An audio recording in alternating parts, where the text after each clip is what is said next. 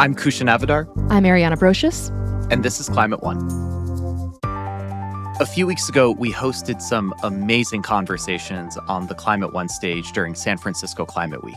Today, we're bringing you some of those conversations, particularly the stories of two women who faced very different challenges, but each has stood up to powerful forces in pursuit of environmental justice. So later in this episode, we're going to hear from Abby Reyes, who's a community organizer. Her boyfriend was murdered while fighting fossil fuel expansion in South America.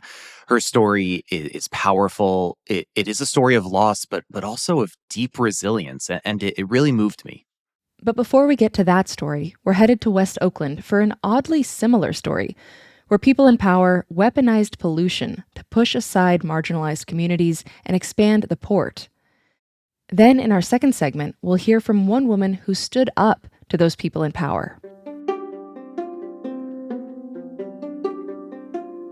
Some may know Alexis Madrigal as the host of Forum on KQED, San Francisco's NPR station. He's also the author of The Pacific Circuit.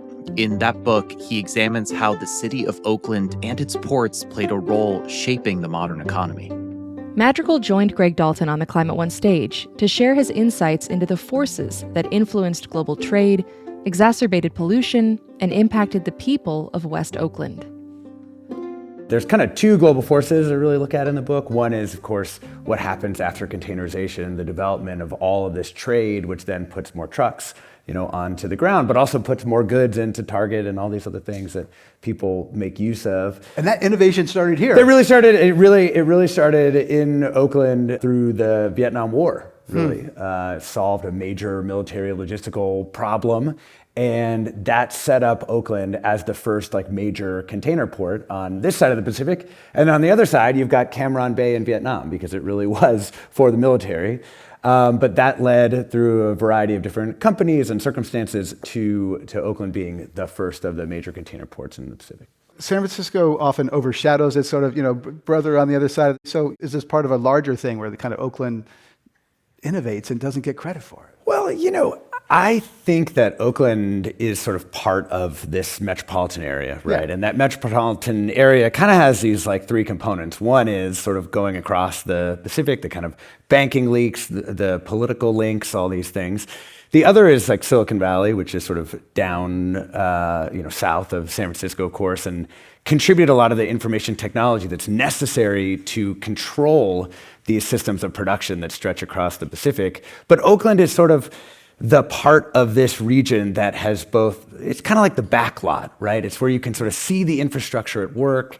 It's where you really get the worst impacts for people's health.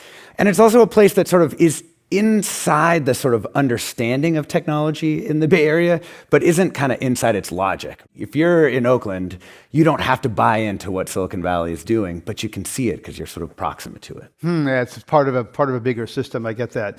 You also write that, quote, the miniaturization of the transistor, the maximization of the cargo ship, and the securitization of the mortgage are more related than they appear. And when I read that, I was like, so unpack that and connect those for us. Yeah, you basically need a lot of computer chips, that is to say, transistors, to do the sort of information technology and communication that controls these systems. It's really something longshoremen who are experiencing containerization as a form of automation, they're kind of the first people to point this out, that these things are connected, right? That if you're gonna have these factories spread across the world, you need all this technology to control them. And then the US, which really developed this system of trade across the Pacific, encouraged all these export-oriented economies along the Pacific Rim.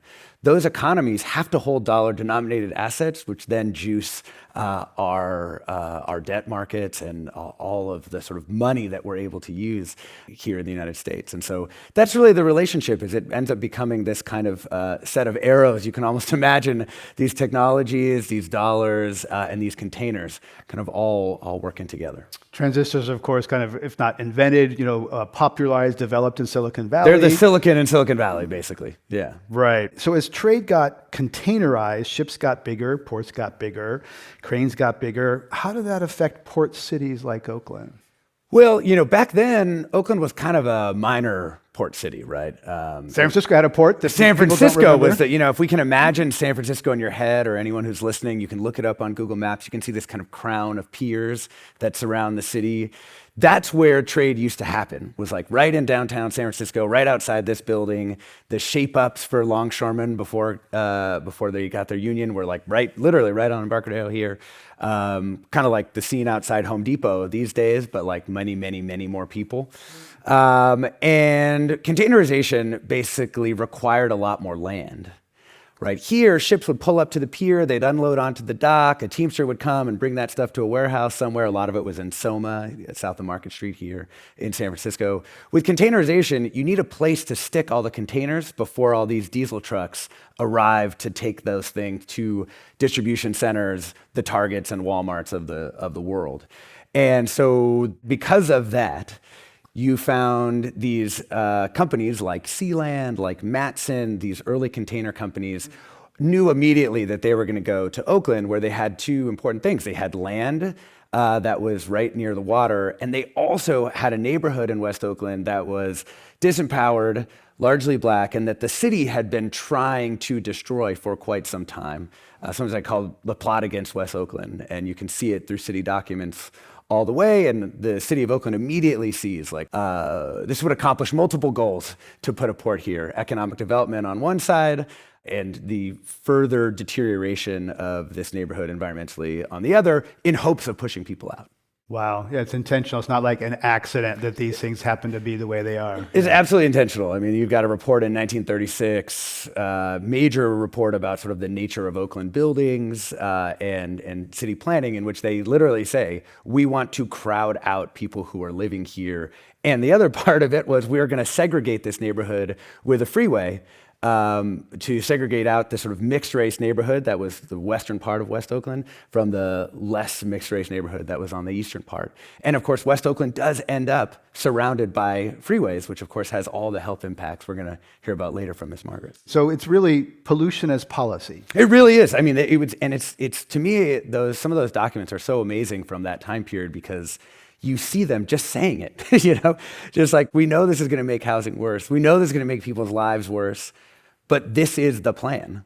Right. So the region captures the value of all this trade. Silicon Valley is getting rich, and it sounds like Oakland is a sacrifice zone, what's called a sacrifice zone. Yeah, certainly parts of, right? I mean, there are shipping companies and there are longshoremen who make money as a result of this trade, right? There's a table for them to sit at. There's a place where both like the shippers and the people who do the work of shipping can get in on this sort of global fund.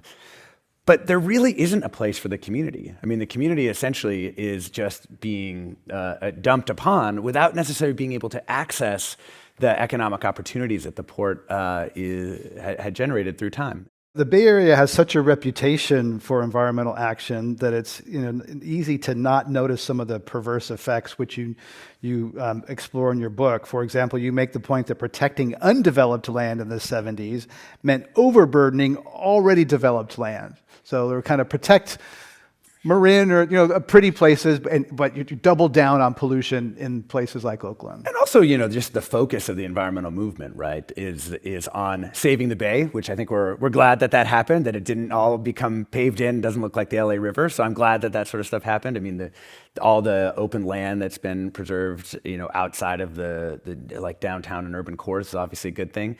At the same time, I mean, it's the reason why environmental justice was such an important corrective to what had happened in the environmental movement.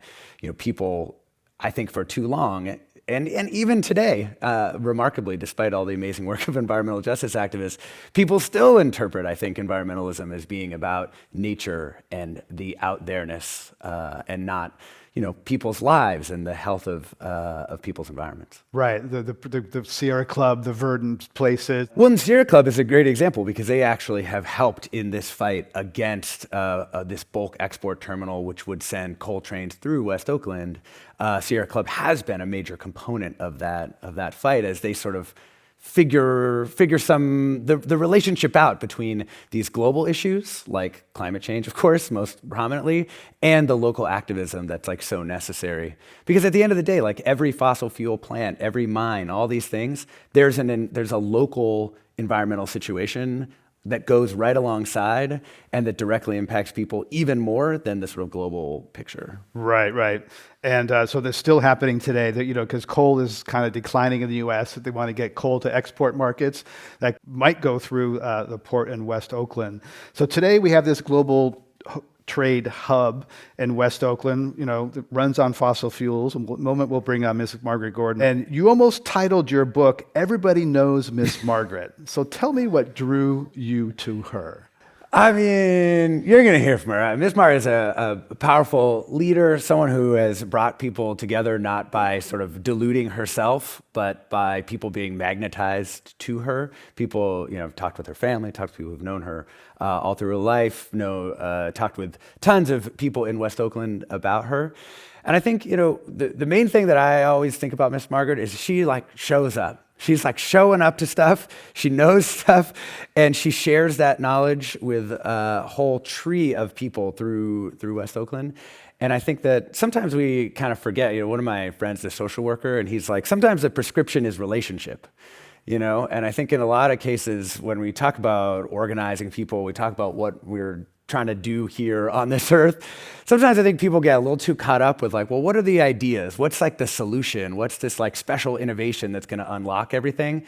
And it's sometimes the prescription is actually just relationship building. I mean, over and over, I feel like this comes up in Miss Margaret's work, that the reason they could get things done is because they knew the people through time.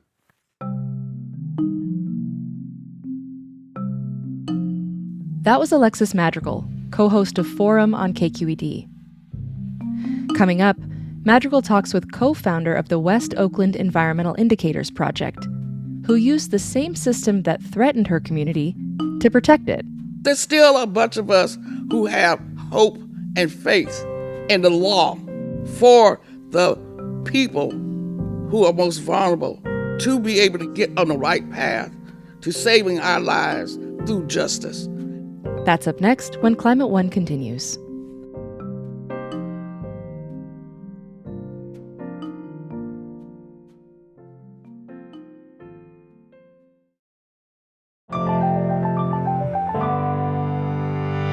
We just heard from Alexis Madrigal, who explained how increased globalized trade and container shipping created a slew of environmental injustice issues for the people of West Oakland. The person at the heart of his story is Margaret Gordon, a lifelong community organizer and co-founder of the West Oakland Environmental Indicators Project. She's known by just about everyone as Miss Margaret. She spoke with Alexis Madrigal on the Climate One stage about the legacy of fossil fuel pollution in her community and what she's done to push back. Ms. Margaret, let's maybe start with the most direct thing, which is just kind of the impact of fossil fuels in West Oakland on your family, on the community, and sort of how you came to really see those impacts. Well, first of all, I'm a third generational West Oakland person. My great aunts were riveters in Richmond during the war, and they raised my mother, whose mother had died. And they moved after the war machine was over in Richmond. They moved to West Oakland. And I used to come, I'm from San Francisco, but born in Richmond. And every summer I would go to West Oakland, 8th and Campbell, for my summer home. A couple blocks from where you live now. You're right. I would go and play at Prescott School. Yeah. All right, so that's how I know about West Oakland. And what about when you were kind of coming into your prime as a community leader, late 80s, early 90s, you moved back to West Oakland. What are the things that you were sort of seeing right in front of your eyes or feeling in your lungs, that made you think I should get Why involved? is this truck on my block? Yeah. Why is this truck on this street? Yeah. Why is this truck running this engine? Why it runs into the neighborhood store at 7th and 7th and Willow? Yeah. Why?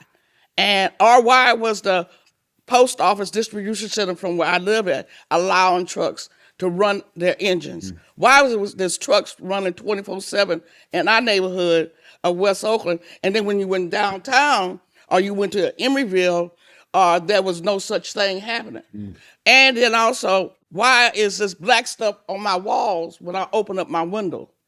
That's out coming out the tailpipe of the trucks. So there was always been the question why and who was going to give us the answers? Who's going to give me the answers? And then I got a part-time job doing some community violence prevention program, and I would go visit the school nurse at Prescott Elementary School, and I used to see all these inhalers and shoe boxes with kids' names on it, or baskets. And I used to ask her why. She said, well, all these kids have asthma. Well, I have asthma also. I said, well, why is that so many kids? Why so many kids? She said, well, I don't know. So eventually there was a project came to West Oakland. It was a small grant and what gave us a project, how to ask the questions to researchers about these issues, as called indicators. And so one of the indicators was about air quality. And it rolled from there. You know, the air quality impacts in West Oakland were really always been about the trucks, right? The trucks that are, and so did the trucks basically lead you right into the port? Is that like when you started saying, well, why are the trucks here? The answer is really the port and the post office. It's also, nobody was measuring the cumulative impacts of having the trucks, the trains, the ships, and the cargo handling equipment that runs on diesel. So you get involved with all these issues. People get to know you in the community. Kind of legendary Bay Area politician named Ron Dellums, through a difficult fight, gets you onto the Port Commission, the first ever resident of West Oakland to ever actually be on the Port Commission, which is, literally this neighborhood is separated by like 4 blocks from like all this port industry. And you go at all these things through this maritime air quality improvement plan, right? Yes. How much of an impact were you able to make during that time, like in terms of cutting the amount of particulate emissions that are in the neighborhood? Well, it was a bottom-up fight. And one of my saving graces, what I had to make relationships with agencies and like EPA, Bay Area Air Quality Management. We as West Oakland Environmental Indicators at that time had to develop our own collaboration of agencies and bring our own data and research to them and let them prove it, what we said or what we asked or what was we had reported or recorded was accurate. So one of the things that we had organized, as I'm coming from a background organizer, we brought the agencies to one table. So we didn't have to run over here, we didn't have to run over there. They came to our table in West Oakland. And then also, eventually we did include the port staff and the city staff as needed. And one of the things that I've always found fascinating about the work that you're doing during that time is, when we talk about air quality, oftentimes there's just like the one sensor. It's like a regional picture of it. And what your group did was go gather like street level data, because that's where all the people are. That's where the lungs are, right? It's like down on the street. Because we wanted to know from a truck go by that what's coming out that tailpipe hit the sidewalks when you open your front door or open your window. What was that? How much was that? And also, what was the public health problems to us based on the data that we got from public health, the state public health department, the county? 1 out of 5 children from the ages of 0 to 5 end up in emergency services for respiratory disease. We know that, like I just said, the individual schools in West Oakland, the kids had, a school nurse had inhalers in the nurse's office. We also know that through a study that we did with Kaiser Foundation, there was a high level of cardiovascular disease with people between the ages of 55 and 68. So all these things eventually made, we keep publishing and making others, and also doing our own air monitoring. We had these portable backpacks of air monitors that detected PM 2.5 and 10, that we were able to really get the real certification and also peer review that we were right about. There was stuff on the ground. It was not totally up in the air. And they also worked with public health officials who were able to show that there were, the life expectancy for people living in these zip codes were just much, much lower than people living in the hills, which of course people kind of knew, but like Miss Margaret's saying, getting the data actually mattered, and it was important to make that data do stuff. But also, people kept coming to us as the information got out, what we were doing. We had Intel knocking on our door because they wanted to put something in a cell phone, which I had no idea was called an app, that you could hold your cell phone up and you could calculate what's in the air, the air quality in your vicinity. All right? So we also had University of Washington come to us, put out pre-sensors throughout the neighborhood. We also did a project with Google, the Google Earth car with Acoma, of driving through the neighborhood. And also after that, how do we energize the community with the information?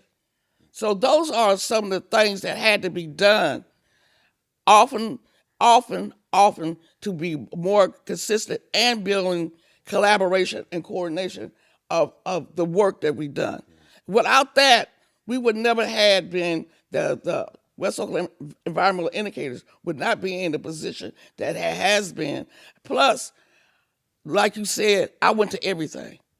I didn't miss a conference, a symposium, a seminar, nothing.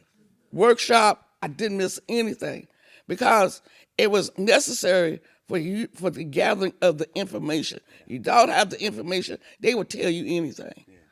And they're like, during this time too, there's like 5 redevelopment projects of different kinds going on at different times. So you build all these relationships. I want to move us to the old Oakland Army base. We've kind of referenced it earlier, that there's been this massive redevelopment of the Army base. And as a piece of it, a developer has been trying to put in a bulk export terminal with money from Utah coal miners. And you have been one of the people, along with No Coal in Oakland, that's been kind of leading the fight against 15 years. 15. It's been 15 years. What do you think the fight against this terminal says about the struggle against fossil fuel interests? Okay, then let's go back to the when the land, former military base, Army base, was determined to be a redevelopment area. And they had got federal funds to do some of the infrastructure work to change this. And the deal of writing the planning process, it was never stated that the developer would bring in a commodity called coal. It was never there. He inserted that as he could not find money to build out his terminal. So, in order for him to be able to recoup money and to build this and have investors, that's how coal got put there. But that was never intended as a commodity to be moved in Oakland. How do you think about the connection between these like hyper-local environmental issues that you end up working on the ground with like the really big picture, global climate change? I see the global climate change is about global climate justice, the justice piece. We have no real plan how to insert justice to those who are most vulnerable and impactful. Every project that I know of internationally has started from the most indigenous people asking the questions why this is happening to us. I just came back from, in early April, a community of international and national EJ groups, far as Polynesia, organizing themselves to ask the question, Why is this sea level rise and what is the mitigations that we should have to protect ourselves? And that's one of the problems. We have too many others want to come in and talk about what they want to do instead of working with and not with and sometimes for those most impacted. Don't come in with your plan, your agenda, as that like we don't know. We have the lived experience and our realities. That's the problem. That too many big NGOs and others come in, don't think about the justice piece. That's the last thing on, because they see their theory is the only thing that matters, and not what the people who are most impactful or vulnerable have the experience and have experience in the reality. That's a whole different mindset in the planning and a strategy. You know, in this political moment, you've got the Trump administration going after environmental justice groups, cutting all kinds of grant funding, going after, really going after history. And I know there are some people out there feeling, hopeless, feeling disempowered. And when I run into you in Oakland over the last few months, that is not the feeling I have gotten from you. So as someone who's, spent her career, battling powerful interests, oftentimes from outside of, or quite far away from the levers of power, like what would your message be to people? Well, I come from a family of people who have always been engaged. And I have lived through the anti-poverty movement. I lived through Nixon. I lived through Reagan. Now I'm living through Trump. All right. So what's the only difference is that from those other situations, he has the power of the pen to make these executive orders. But there's still a bunch of us who have hope and faith in the law for the people who are most vulnerable, and to be able to get on the right path to saving our lives through justice. And I think that's one of the people that got to have the faith and understanding of how, I'm a history fan. I love history. And I always want to know how people overcame adversity. And I think one of the things that public education and families do not know, that type of a history. Some of us have had struggles. You struggle for unity and struggle more for unity. And has to be not at the top, but at the bottom where the people are most vulnerable and impacted. So that is my word. That you just can't fall. If you fall down, you got to learn how to roll over and get back up. Miss Margaret, thanks so much for all your work. Thank you. Thanks for joining us.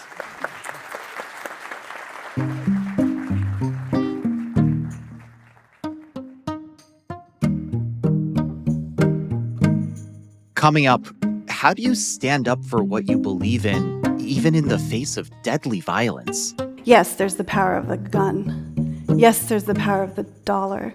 But there is also a power that lives in our lived and inviolate connection with the earth.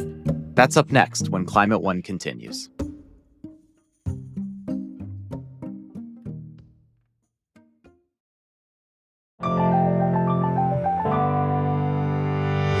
In 1999, the indigenous Uwa people in Colombia were fighting oil extraction near their territory, a project that threatened their land, their health, and their lives. Our next guest, Abby Reyes, had been witnessing a nearly identical struggle by indigenous people halfway around the world in the Philippines against the very same oil companies. In her book, Truth Demands, a memoir of murder, oil wars, and the rise of climate justice, Reyes tells the story of how she met Terence Freitas, one of the UA's allies in Colombia. She talks about how she and Terence fell in love and the price he paid for his activism. She shared her story of grief, but also her story of resilience and courage with me on the Climate One stage. And we started with how she and Terence met.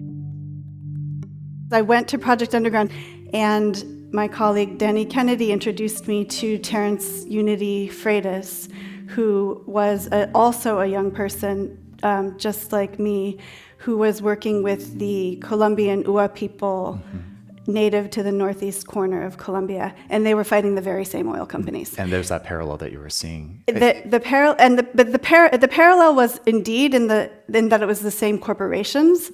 The parallel was also that the community was very clear. The Ua people in that part of Colombia have been the voice. In my youth, they were the ones first introducing me to the idea we've just got to keep it in the ground. And we're going to come to that, but you mentioned somebody very important that I want to learn more about, Terrence. Who is Terrence? What did he mean to you? Tell us a little bit about him.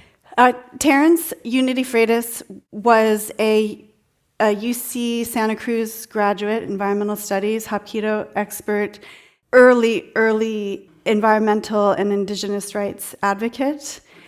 By early, I mean young. We were just out of college. Yeah, so like early mid-20s. Early mid-20s. Yeah. And he became the main liaison between the Ua Pueblo and the 8 to 10 non-governmental organizations who worked in the areas of environment, of human rights, of indigenous rights, here in the States, Australia, Europe, who had come to walk alongside the Ua community when they figured out that they needed international solidarity because their requests of those oil companies to meet face-to-face was being unmet. And Terrence, very quickly, in that first day of learning about the Ua struggle from him, in the middle of our briefing, he stopped and asked me out on a date. And what did he want to do? well, my go for a hike.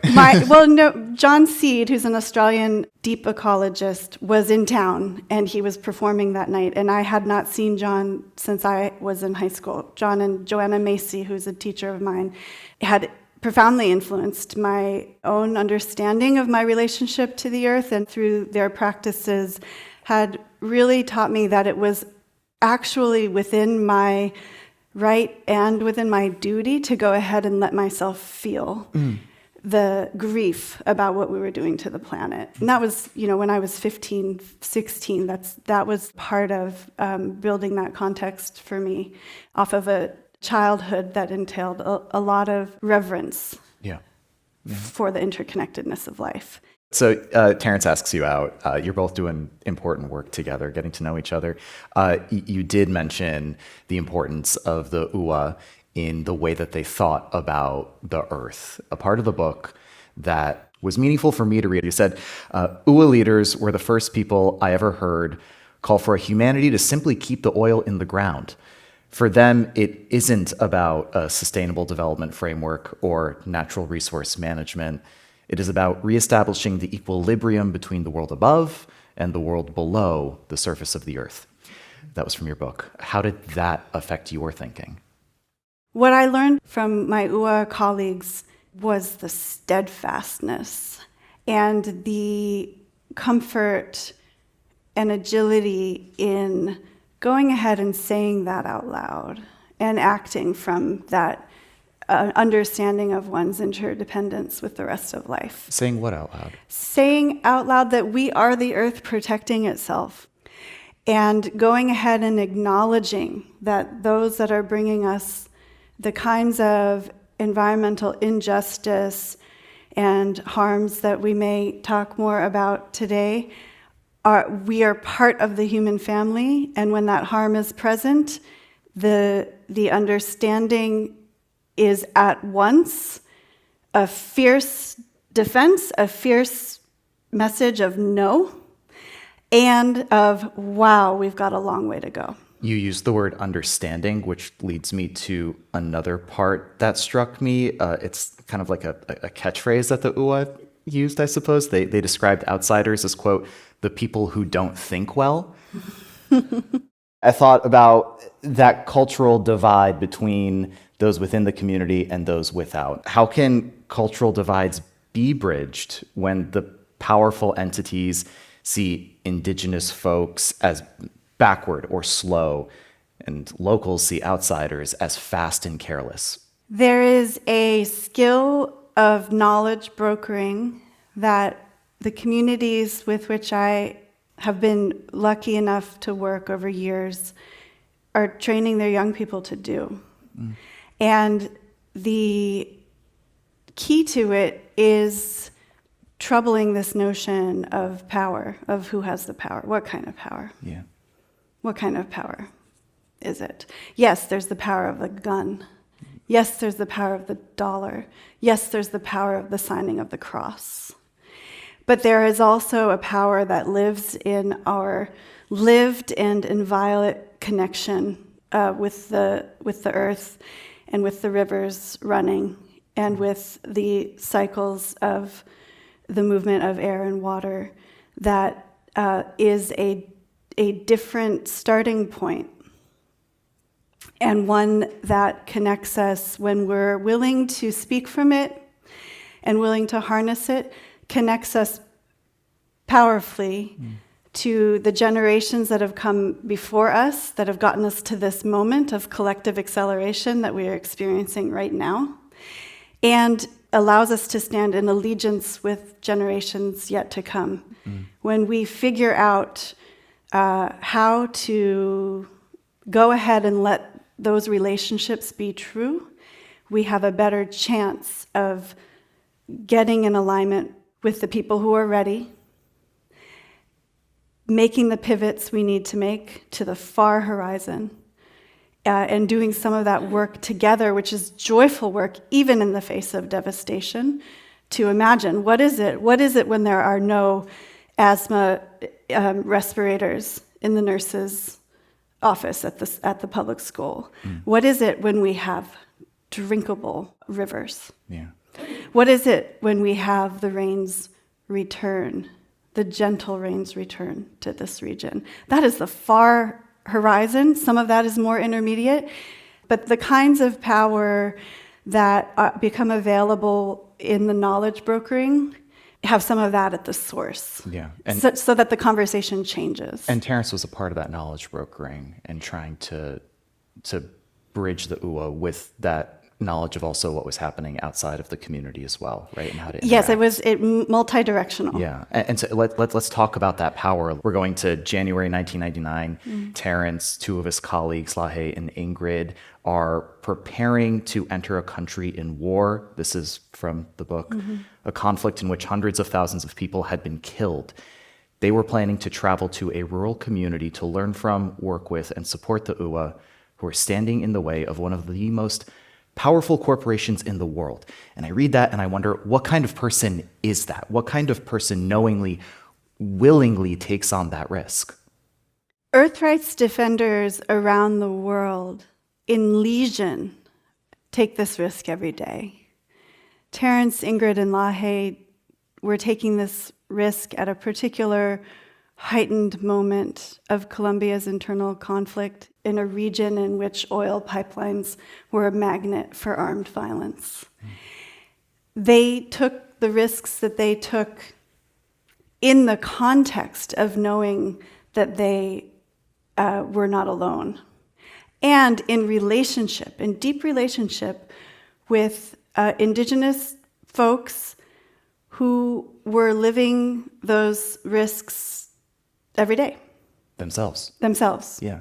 And so part of what I learned recently looking at some of Terrence's notebooks from the time was his own musings to himself of, if Roberto's going to, risk his life, why shouldn't I? He wrote that. He wrote that. Let's jump ahead a little bit to February 25th, 1999, tough day. On the way to the regional airport to come back home, they were kidnapped, Ingrid, Lahe, Terrence. You heard that the three of them had been taken by people who self-identified to the UA as the FARC. And the FARC is the Marxist-Leninist group that fought the Colombian government for decades. Then about a week later, you got a phone call. Can you just tell us about that phone call? Well, the first phone call was on that day of February 25th when we found out they had been kidnapped. Okay. And that phone call led us into a sprint that was unending and terrifying for the next 8 days while we were trying to find them and get them safely home. And the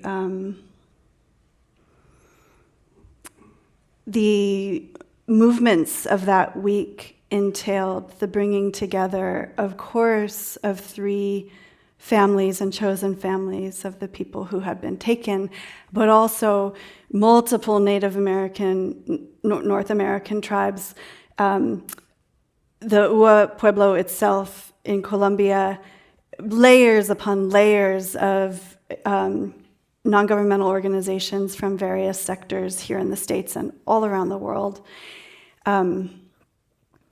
It was a massive undertaking under what, for me as a 24-year-old, was extreme duress. Yeah. And then the phone call you're referring to on day 8 was the moment in which our colleague, Jose Berriera, who was Ingrid's dear friend, we were all assembled at the American Indian Community House in Manhattan during the kidnapping, mobilizing for the release. He received a phone call from Ingrid's office that 3 bodies had been found. And at first, it didn't sound like their bodies. It sounded like different bodies. So for about half an hour, I was like, this is not them. These are other bodies. Bless the passing of those people, but those are not our people. In that moment, Ingrid's 12-year-old son came in the room and asked me what was happening, and it was probably the worst moment of my life. And then we confirmed.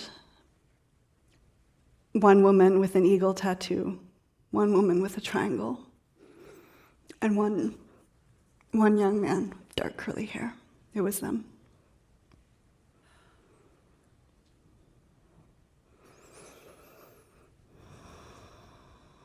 Worst day of your life? Bar none. And to be clear, you think Occidental Petroleum had been paying FARC protection money? Occidental made that clear to the US Congress shortly thereafter, while they used the murders as a rallying cry for more war in Colombia, as a rallying cry for increased military aid connected to Colombia's commitment to opening up more oil. And do you feel like that was typical of how multinational corporations were operating in these countries at the time? Can you talk more about that? We can rely on the words of the oil company themselves about how typical this was. Yeah.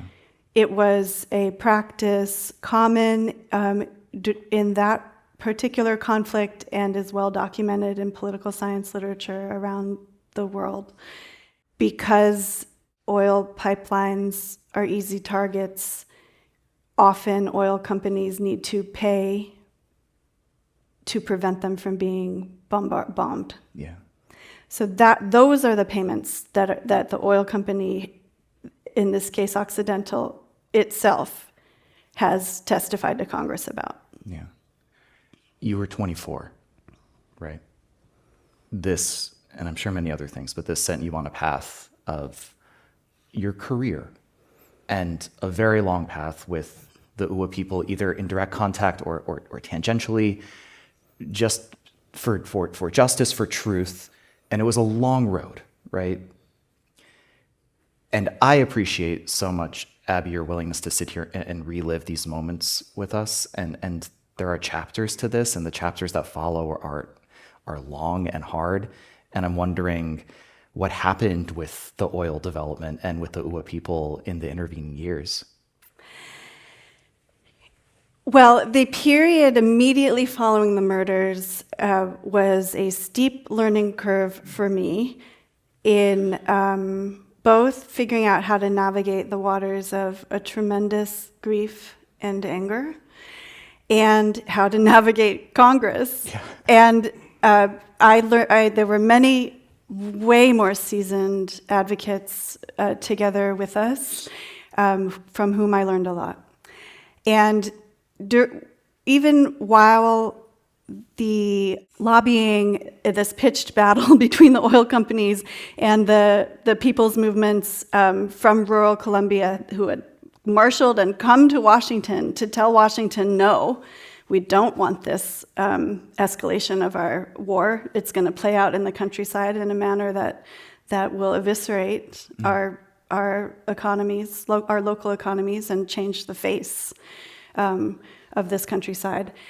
That was all playing out here in the States, while at the very same time, the oil company used the escalation of war as a cover for quickly moving its equipment into place. I see. And so in response, this highly organized and cohesive set of indigenous communities blocked the road for months in what became a regional rallying cry there for saying no. So thousands of people, not just indigenous people, also the farmers, also the students, also the clergy, the media, the human rights bar, camping on the road. Wow. and occupying the two farms where Oxy wanted to sink a new exploratory well, which the community has long asserted the permission to sink that well was ill-given by the Colombian government.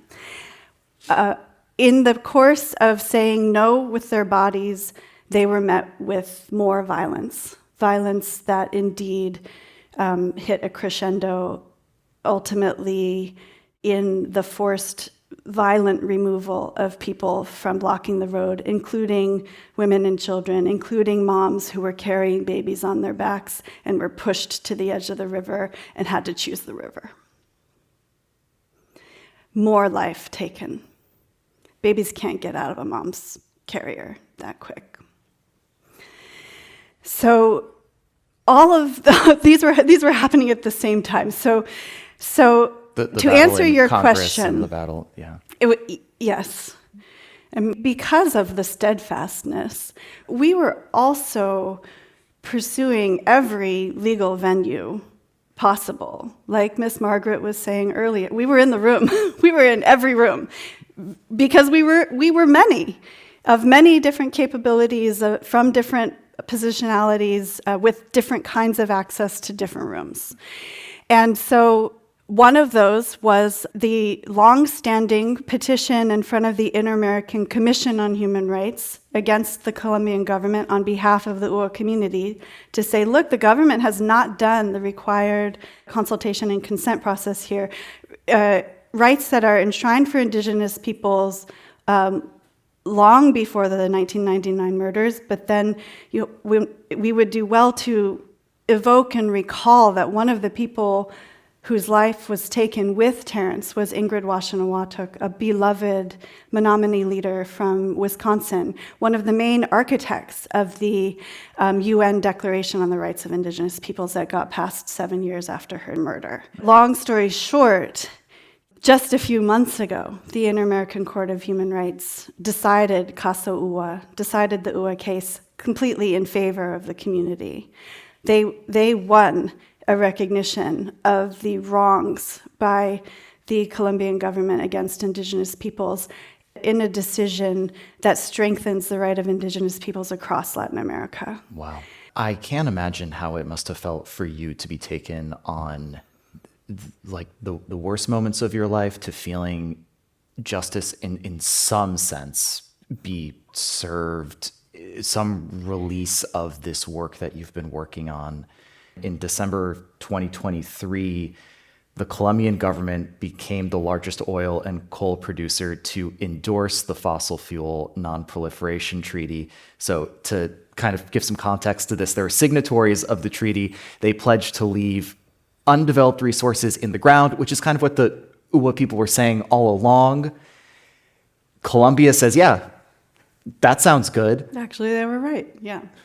You've been on such a journey with this, and it has taken you far beyond just Colombia as well. Now you're the director of community resilience projects at UC Irvine. You have such a wealth of knowledge to draw upon. Our fossil fuel economy has been supported by the idea of sacrifice zones. I heard it in the conversation just before ours. How does your work today challenge the idea of sacrifice zones? Oh, sure. The work today here in California is joyful, joyful work. I work with community leaders in climate vulnerable places here in the state and their academic allies to learn how to work together better so that they can accelerate community-owned, community-driven just transition solutions.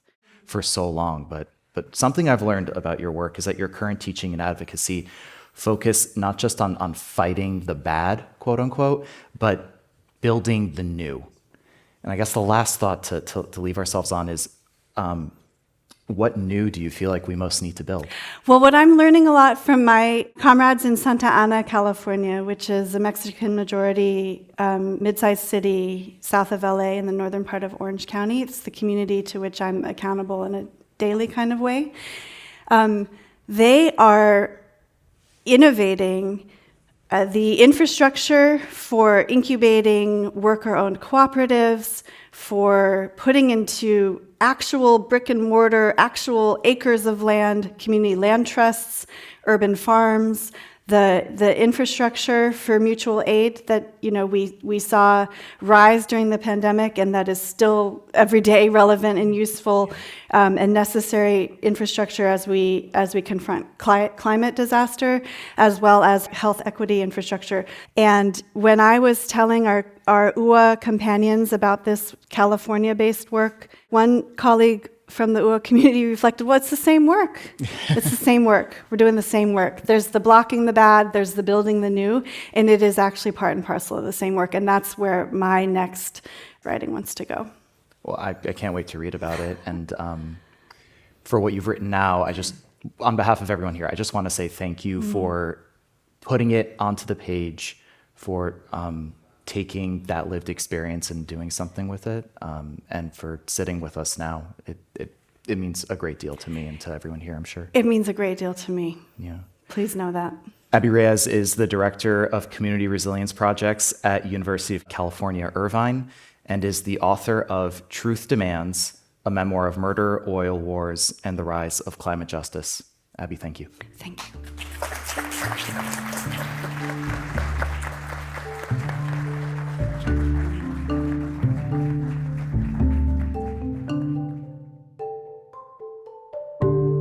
Hey, it's Ariana and Kusha, and at the end of our show, we're doing this thing now called Climate One More Thing, where we share something that we've read or come across or heard of in the week that's climate-related and often, but not always, uplifting. Kusha, do you want to go first? Oh, thank you. I'm so excited. I've been looking forward to giving you this one. So I have a movie recommendation. It's called The Assessment, and it is about a future in which this couple, played by Elizabeth Olsen and Himesh Patel, want to have a kid, but they are in a post-climate crisis world where the government controls all of their resources. So the government sends a representative, played by Alicia Vikander, to any home of a couple that wants to have a kid, and the character observes the couple for a week to determine if they are fit to have. Yeah, it is creepy. So that is just the start. It gets creepier and more engrossing the further into the week you go along with these three characters. And I thought it was really cool. It's sci-fi, it's thriller, it's climate fiction. So I thought you might like that, Ariana. I do. I like cli-fi, and maybe in the hopes of staving off that dark future, I will share my story, which was something I saw in the news this week, which is a program called ChargeScape. This is a joint venture between BMW, Ford, Honda, and Nissan, and basically it's working with the growing number of EV owners around the country to connect with local utilities and let utilities draw on those EV batteries at times of high demand on the power grid. So this makes the grids more resilient. It can, avoid shortages and cutoffs and things like that. And these EV owners get paid. So it's a really interesting program. It's just getting off the ground, not very big yet, but it does build into this idea that as more and more people buy EVs, we're going to have this grid of batteries across the country. And if we can connect that with the grid we already have, we will be that much more resilient. You had me at I can get paid. I just need to buy. Yeah, that's a perk. I just need to buy an EV first. Well, that's our show. Thanks for listening. You can see what our team is reading by subscribing to our newsletter. You can sign up at climateone.org. Climate One is a production of the Commonwealth Club. Our team includes Greg Dalton, Brad Marshland, Jenny Park, Ariana Brocious, Austin Colon, Megan Basilia, Kevin Lemons, and Ben Testani. Our theme music is by George Young. I'm Kushan Avdar.